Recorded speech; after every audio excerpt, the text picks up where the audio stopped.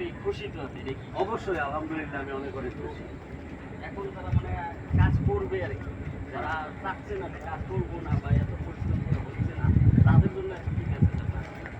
তাদের জন্য আমি বলবো যে তারা অবশ্যই ধৈর্য ধরে কাজ করুক, লেগে থাকুক, চমৎকার। 100% সাকসেস হবে। পাশাপাশি ভালো ভিডিও দেওয়ার চেষ্টা করুক। ভিডিওটা আপনাকে শুধু আপনি ভিডিও ছাড়বেন, আপনার ভিডিও কোয়ালিটি ভালো হবে না তা কিন্তু হবে না, আপনার ভিডিওর কোয়ালিটিটাও মোটামুটি ভালো হইতে হবে। তা তো ঠিক আছে, আপনার এই কাজগুলো করতে গেলে ধৈর্যর দরকার, তাই না?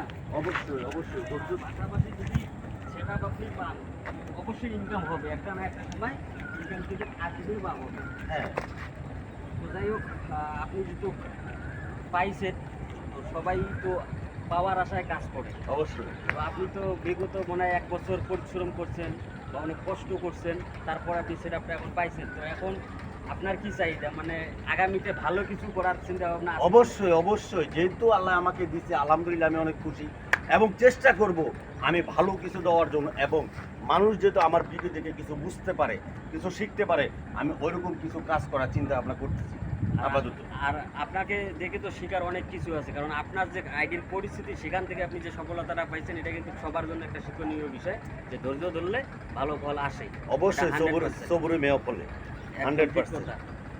তো আপনার বাসাটা কোথায়?